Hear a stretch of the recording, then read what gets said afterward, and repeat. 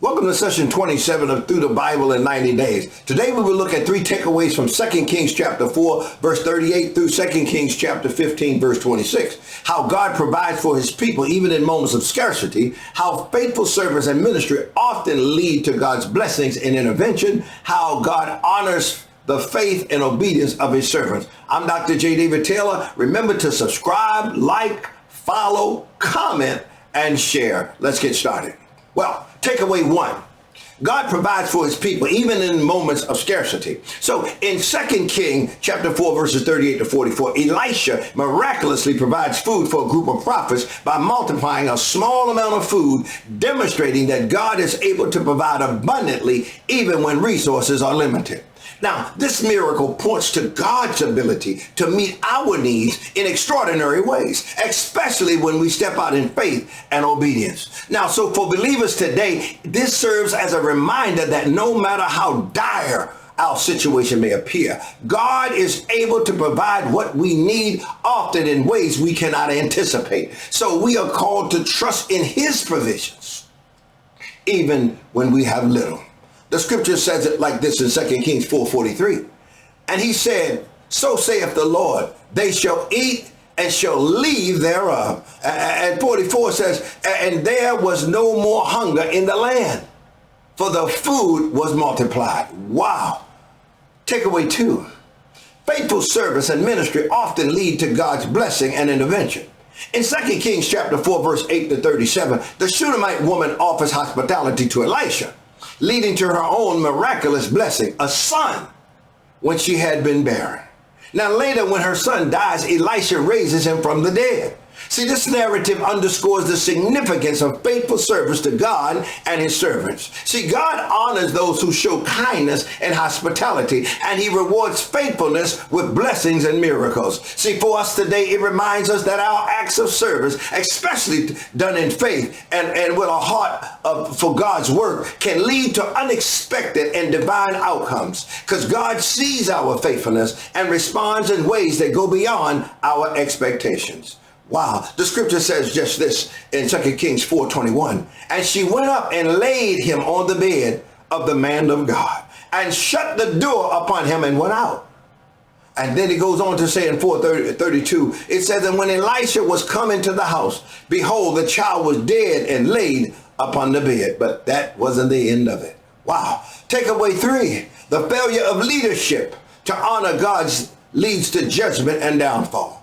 So in 2 Kings chapter 15, verses 8 to 26, the narrative recounts the reign of various kings of Israel and Judah. Now, the kings of Israel, such as Zechariah, Shalom, Menahem, Pekahiah, followed a path of idolatry and disobedience to God, leading to their downfall and eventually the collapse of the northern kingdom.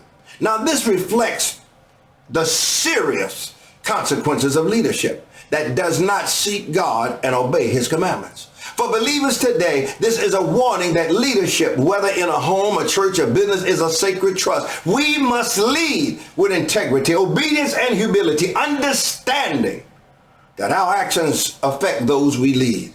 Disobedience has consequences, but faithfulness leads to God's favor. The scripture said it just like this in 2 Kings chapter 15, verse 9. It said, for he did that which was evil in the sight of the Lord, as his fathers had done. And in 15:11 said, and the rest of the acts of Zechariah, behold, they are written in the book of the Chronicles of the king of Israel. Have you found yourself in a situation where you had little, but God provided more than enough? See, in 2 Kings chapter 4, Elisha multiplies a small amount of food to feed a group of prophets. And a barren woman is blessed with a son once again, and then sees him raised from the dead. But just as we see God's miraculous provisions, we also see the destructive power of disobedient leadership in Israel. The kings of Israel, despite having the opportunity to follow God, chose idolatry and disobedience, leading their nation to destruction. What's the difference between these two stories? Faith and obedience. When we trust God and obey his commands, he blesses us with more than we can ask or imagine. See, the core challenge is this: will we trust God's provisions and act in faith, or will we live in disobedience, allowing idols to take roots in our lives? See, the stories of 2 Kings 4 show that God blesses and provides those who serve him faithfully. However, in the contrasting story of Israel's kings, we see the devastating consequences of idolatry and disobedience. See, the real issue is whether we choose to align ourselves with God's will and God's commands, trusting that he will provide for our needs and that he will bless our efforts. See, my friends, when we act in faith and obedience, we experience God's provisions and God's power. So what if we changed our perspective? What if we stop looking at our lack and start looking at the faithfulness of God? And just as God provided abundantly for Elisha, he can provide for us when we trust him with what we have. Whether it's resources, whether it's time, whether it's our ability, God can take the little we have and multiply it for his glory. And in leadership, whether in our family, once again, our communities or our churches, God calls us to lead with obedience, with humility, and with trust in his guidance. Because when we choose obedience over idolatry, we align ourselves with God's purpose, and we will see his blessings flow in our lives. So right now, this is the moment to act. Will you step out in faith, trusting with what your little bit that you have, and believing that he can multiply it for his glory? Will you live in obedience, making the choice to reject idols and honor God in every area of your life? Like the faithful servant Elisha, we are called to trust God's provisions, no matter how impossible it seems. And like the kings of Israel, we see consequences of disobedience. So let's choose faithfulness and not idolatry. See, the time is now to act in obedience. The time is now to act in trust, knowing that God will provide and that God will bless our efforts. I challenge you today. Will you trust God to provide for you, even when you feel like you have nothing left? Will you take a step of faith, believing that God will multiply your efforts, just as he did with the widow's small offering? Will you choose obedience, not just in your heart, but in your actions, leading others with integrity and honor? Don't wait for the perfect circumstances, my friend.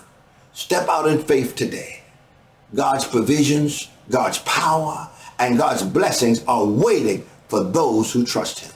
Will you trust God today? I have 3 personal declarations that reflect my willingness to align with God's will. First, I declare that I will trust God to provide for me even when I have little, knowing that God and God alone can multiply it for his glory. I declare that I will lead with integrity and obedience, rejecting idols and only honoring God in all the areas of my life. I declare that I will step out in faith, trusting that God will use my faithfulness to bring about his purposes. My time is up, sweetheart. I'm Dr. J. David Taylor. Thank you for joining us. Please remember to subscribe, like, follow, comment, please, and share. I will see you next time.